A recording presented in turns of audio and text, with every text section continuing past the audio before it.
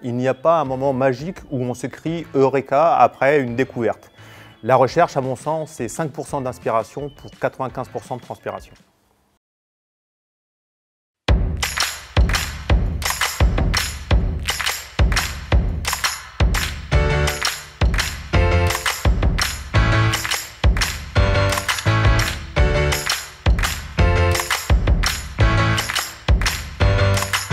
Je suis enseignant à l'UFR STAPS, j'ai notamment monté la filière activité physique adaptée et santé. Je suis chercheur au laboratoire IAPS, Impact de l'activité physique sur la santé, et notamment chargé de mission handicap à l'Université de Toulon. Je suis devenu chercheur après avoir modifié mon projet professionnel qui était à l'époque de devenir enseignant d'EPS. Première année de STAPS, je me suis blessé au tendon du quadriceps et j'ai modifié mon parcours professionnel. Et très rapidement, j'ai continué ma pratique sportive qui était le basket en fauteuil roulant, qui était à l'époque le basket valide et qui est devenu le basket en fauteuil roulant. Et j'ai commencé à poser les premières questions de recherche sur l'optimisation des réglages des fauteuils roulants de sport dans mon année de DEA.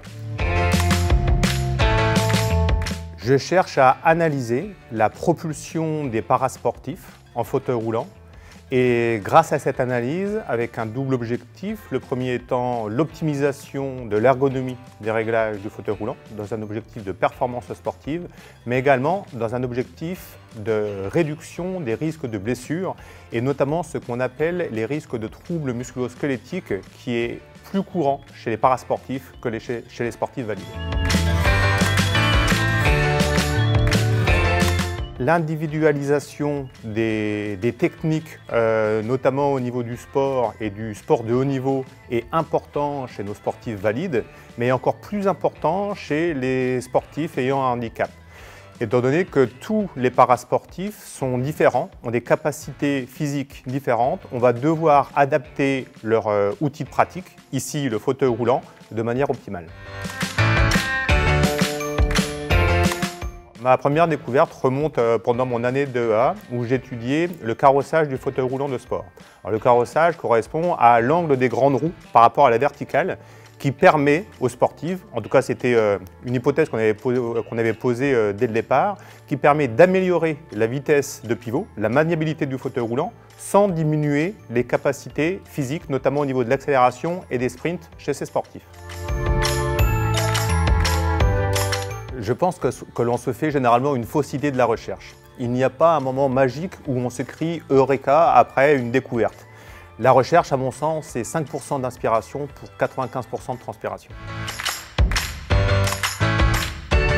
La chose que je préfère au niveau de mon métier, c'est certainement transmettre ma passion au niveau recherche et au niveau pédagogique avec les liens évidents entre ces deux parties de mon métier. Mes recherches actuelles portent sur la préparation des athlètes paralympiques au haut niveau et notamment aux Jeux paralympiques de 2024 en France. Je travaille actuellement sur la coordination d'un projet national d'envergure avec une dizaine de laboratoires permettant de pouvoir préparer les athlètes, de pouvoir optimiser les réglages de leur outil de travail, le fauteuil roulant, en essayant de les protéger par rapport au risque de blessure et au risque de troubles musculo-squelettiques. Ce que je rêve de trouver d'extraordinaire, c'est le fauteuil idéal.